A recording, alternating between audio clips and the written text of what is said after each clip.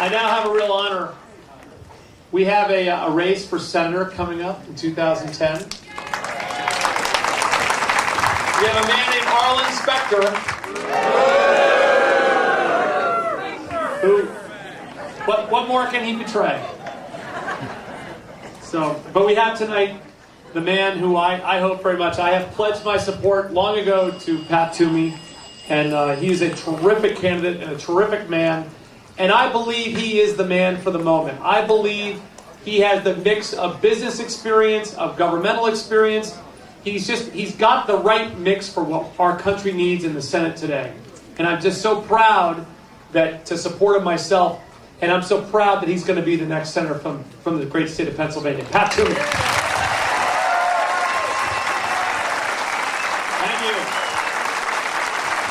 Thank you very much. Thank you all. Thank you very much.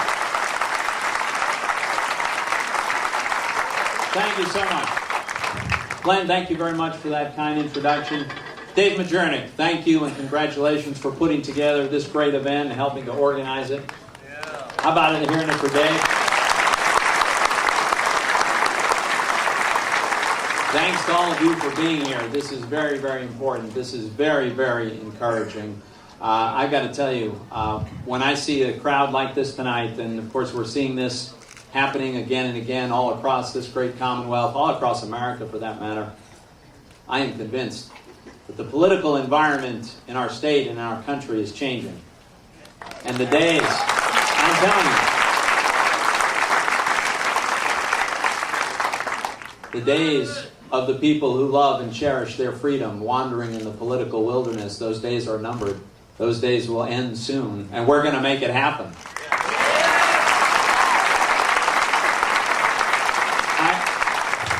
I hope you'll indulge me for just a minute if I talk a little bit about politics. Now, see, a funny thing happened on the way to a Republican primary for U.S. Senate.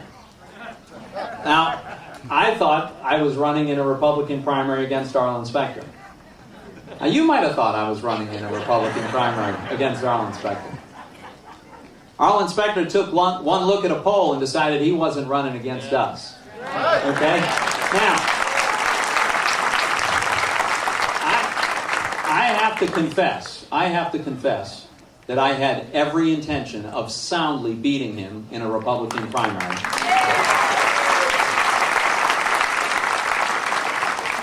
But I had no idea I'd drive him clear the hell out of the party.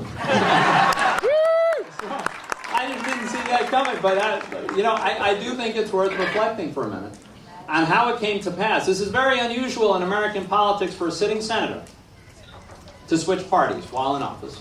And it's absolutely without precedent that a 29-year incumbent senator with $7 million in his campaign war chest would abandon the battlefield 13 months before the primary without putting up a fight. Rhino! So let's reflect for a minute on why it is that Arlen Specter came to the conclusion that he couldn't possibly win a Republican primary and he had to leave the field altogether. I think I know the reason why. The reason is, that's a big part of it. We have today the most liberal elected government in the history of the Republic. I think that's a simple statement of fact.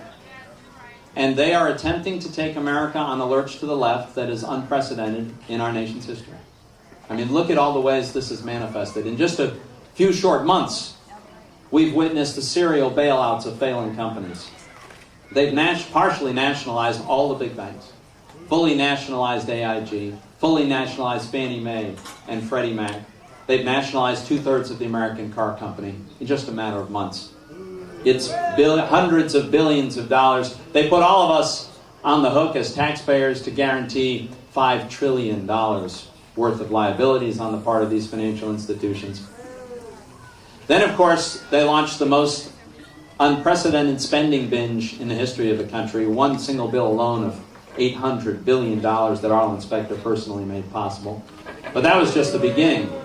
And after the day after President Obama signed that so-called stimulus bill into law, he held a fiscal responsibility summit at the White House. Isn't that rich? But that was just the beginning. Then they passed a $410 billion omnibus spending bill, a $3.6 trillion budget. And of course, with all that spending comes absolutely unprecedented deficits, staggering amount of debt. I mean, most of us were justifiably concerned about the deficit last year when it reached a staggering number of $460 billion. This year, this federal government is running a deficit of $1.6 trillion. And next year will be as big. And the administration has acknowledged that over the next 10 years, the cumulated deficit of each year that they are forcing on us is going to be $9 trillion of new debt. That is more than all the debt that was created from George Washington's first inauguration through last year. That's what they've done. And then, of course, they've guaranteed us all kinds of tax increases. There will be increases in taxes on income, on wages, on business, on capital. There will be all kinds of new regulations. There's a huge new regime to regulate and impose huge taxes on energy use. There's an effort to deny workers a secret ballot when deciding whether or not to form a union, and then they come along and say they want the government to take over health care. Well, here's what happened. Everybody had figured out by now that Arlen Specter was only too happy to advance this liberal agenda. And so Republicans across the Commonwealth, and increasingly Democrats and independents, have said, we've had enough.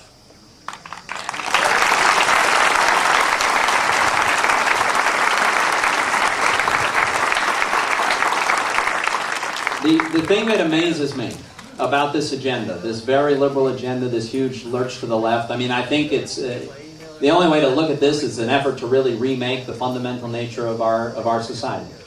They want to remake it in the model of the European welfare state, because many of them really, frankly, were never very fond of the American style of free enterprise and limited government and personal freedom.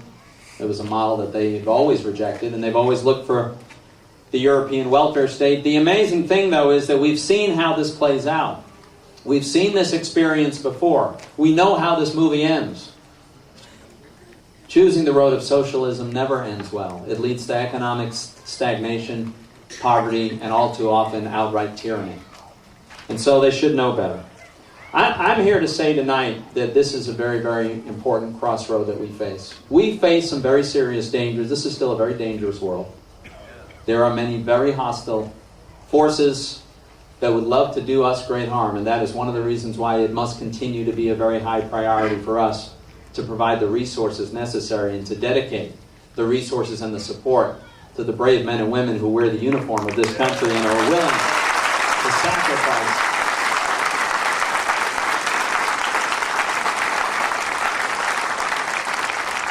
who have sacrificed so much and continue to this day as we sit here this evening, are sacrificing in faraway lands to preserve what it is that made this country great. Think of the tragedy that it would be if we allowed that freedom to slip away from within. I think that is one of the great dangers that we face. So the danger that we forget who we are.